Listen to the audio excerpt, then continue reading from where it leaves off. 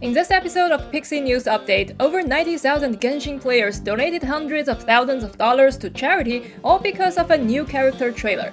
Indie game developers accusing their publisher of not really publishing their game, and AIs are finally making a serious impact in the gaming world. Hey yo, it's that time of the week, Pixi-Chan o'clock. We talk about interesting things that happen in the gaming world, and don't forget to like and subscribe. Let's get right into it. Our first story is about the Genshin Impact character who inspired fans to donate hundreds of thousands of dollars to charity. So there's this new character Dia, and in her teaser video released on February 23rd, she brings a bag full of Mora to Sumeru, a type of in-game currency, and donates it to help desert children suffering from the wind and sand. She names the donation the Wall of Hope. An hour after the teaser was released, a Bilibili content creator posted a video of him donating 648 Chinese yuan to Project Hope 1+1, a welfare project that aims to bring schools into poverty-stricken areas and coincidentally has a name that resembles the charity op in-game.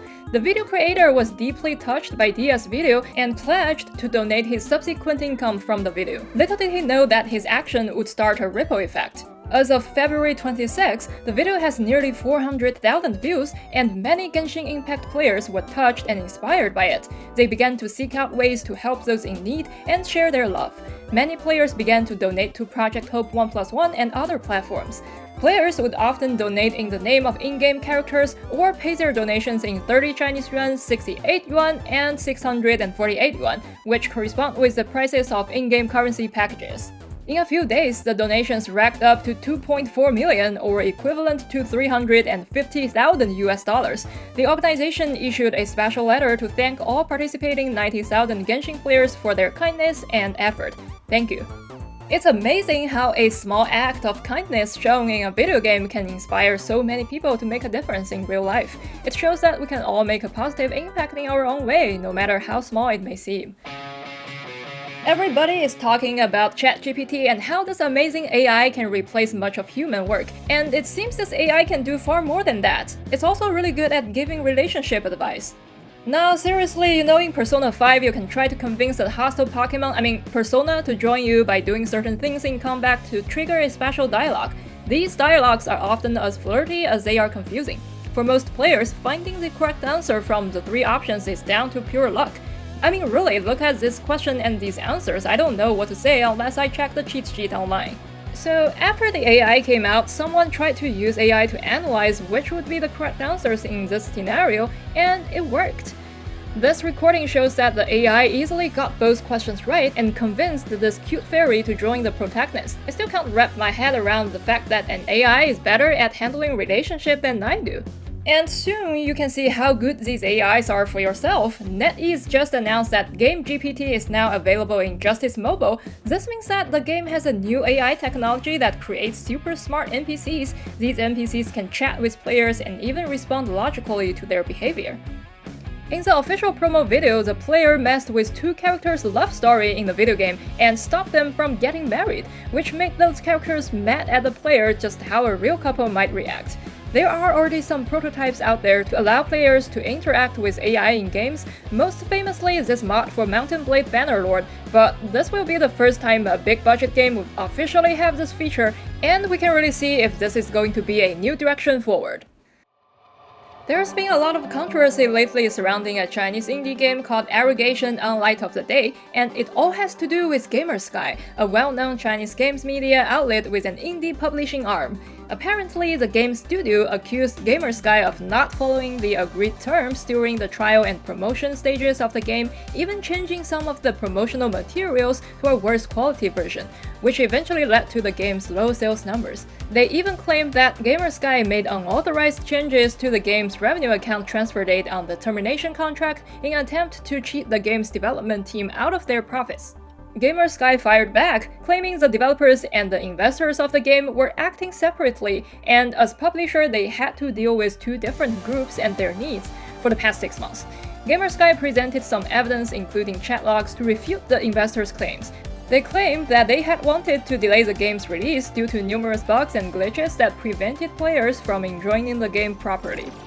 Gamersky also denied the claim that they did not effectively promote the game, pointing out that they had invested heavily in online promo materials, as well as engaging numerous Chinese gaming influencers to play and promote the game. They argued that those negative reviews were mainly due to the game's poor quality and not the result of bad PR.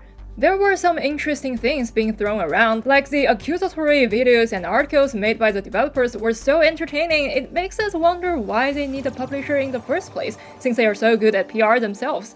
Also, the chat logs are pretty funny, as Gamersky disclosed that the game's investor forced the game to publish prematurely because he would have to inherit his family business otherwise, among other things.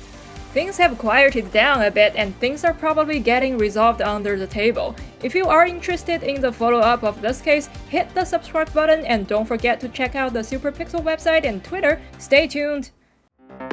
This week we tried out the closed beta for Blaze of Wildfire, 野火流明. It's a tactical RPG mobile game that offers a fresh and unique gameplay experience combined with eye-catching visuals and some interesting features. The game is styled after the interwar Shanghai in the early 20th century. At the time, the Chinese port city was considered one of the crown jewels of the Far East, with thriving businesses, factories, complicated political struggles, and urban legends. The game incorporates traditional Chinese color tones and painting textures into its anime-style graphics, giving its characters and settings a unique retro feel. In order to provide players with a more immersive experience, the development team is even preparing to produce a Shanghai dialect-dubbed voice pack. The gameplay of Blaze of Wildfire is reminiscent of Into the Bridge, and during an interview, the development team did admit that they drew a lot of inspiration from that game.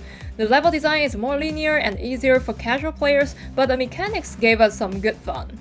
Well, Blaze of Wildfire has some plans for an international release, but right now it doesn't have an English version.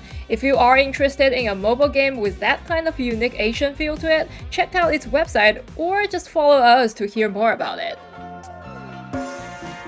In case you haven't seen the trailer before, Black Myth: Wukong is a highly anticipated action-adventure game by Game Science, an independent game studio in China.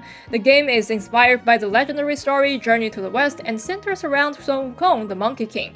It garnered a lot of attention and positive feedback from gamers and industry experts when its debut trailer was unveiled in August 2020. Now, the game has received software copyright from China's National Copyright Administration, marking a significant step towards its release. This provides legal protection to the development team's work and prevents others from copying or stealing their game. Wukong has transformed from this to this and finally to this. Now this brand new Black Myth of Wukong is finally about to be released. I think I will soon realize that the darkest aspect of this myth is that just by waving his stick, this monkey made me lose several tens of dollars from my wallet. There are a lot of more things that happened and we couldn't fit everything into one video, so here's some quick takes. Hoyoverse has finally sued 3 entities suspected of leaking confidential information, basically for showing game content before its release. Leaking has always been a problem for Genshin, and players have long wondered if the developers would take some action, if ever. Well, the guessing game ends here, and if you happen to come across some leaked Genshin materials, it's probably wiser to keep that to yourself instead of making a clickbaity TikTok. The International Olympic Committee has just announced that the popular video game Just Dance will be added to the roster of esports events at the 2023 Olympic Games. So yeah, this is a real chance for everyday moms and dads to pull out their cool moves and be an actual Olympian. And if you're like me and feeling very lonely and sad after rewatching Cyberpunk Edge Runners for the 4th time at 4 in the morning, at least there's this cyberpunk-themed cup noodle to pacify your twirling tummies. That's the end of this week's PNN News. I'm Pixi-Chan and I'll see you in the next video.